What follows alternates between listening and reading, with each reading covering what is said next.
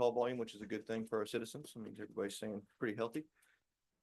Transports, a majority of those are 45 out of the 67. So once again, Bay Area continues to be our leading transport hospital.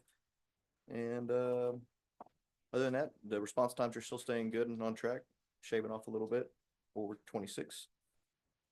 For our highlights, we had, of course, I know we mentioned it last time, but the Veterans Day ceremony, Chris did his speech and did a great job.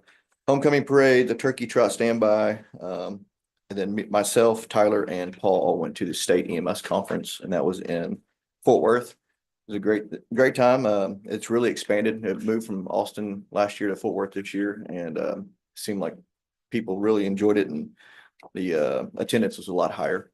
So it was a really good conference.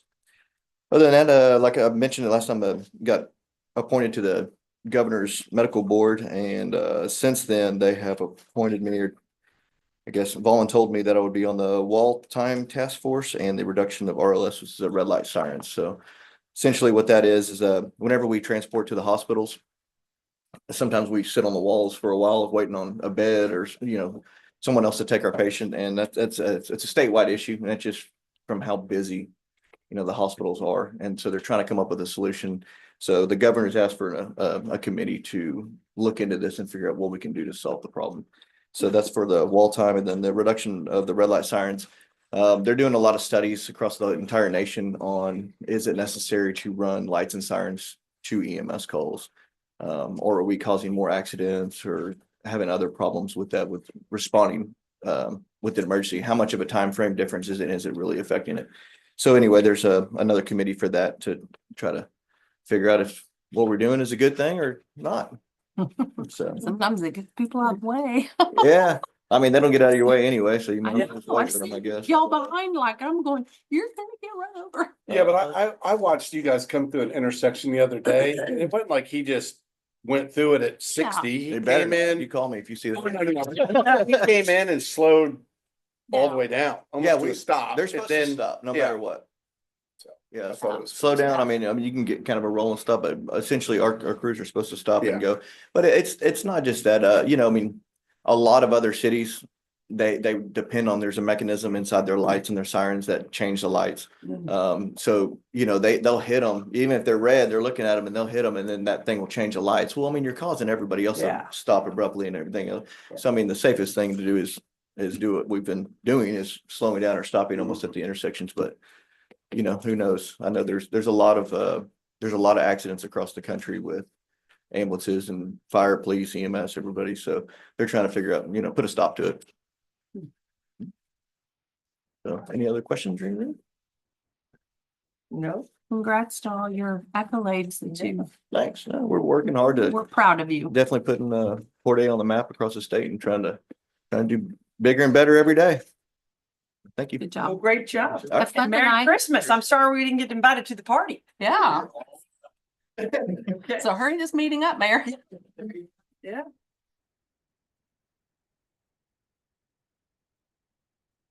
Okay, well, move on to item 4, which is citizen comments and reports. Okay. All right, first up is Luke Daly.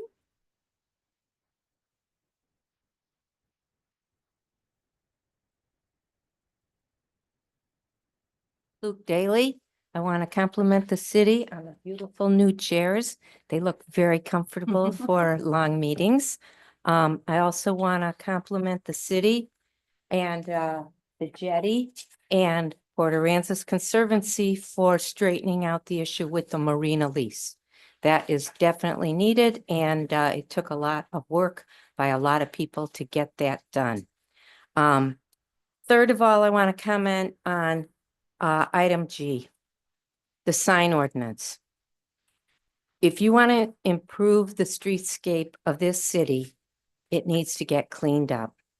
And lighted signs, flashing lights, banners, none of those things make our town look any more attractive. It cheapens it. And it's kind of like a limbo bar. How low can you go? This is low. So I'm really hoping city council has enough sense to say, No, we have a sign ordinance. We don't need to weaken it at all, just to serve certain businesses. We need to strengthen it, if anything else, for these billboards and things like that. So I hope you'll continue to make our city a better place instead of a cheaper, uglier place. Thank you.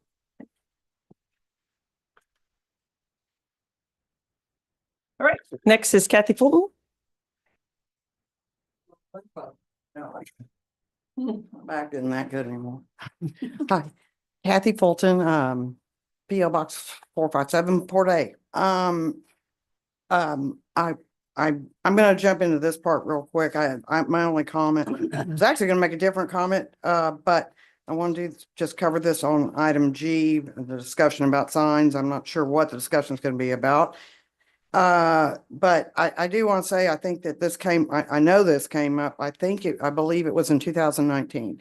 And the only reason is that, Mayor Bouillon and some others, they sent to the P and Z, several times, three times. The P and Z was told to try to address the sign issue by seeing how we could make something work. And it was finally on that third time that I believe it was Nick Lorette and Frank Morgan that came in and spoke to the council, and Nick Lorette was very clear that, you go down these streets and everything, businesses are close together and everything, and we've got signs, and you start doing a bunch of lighted signs and we're going to be lit up like Las Vegas.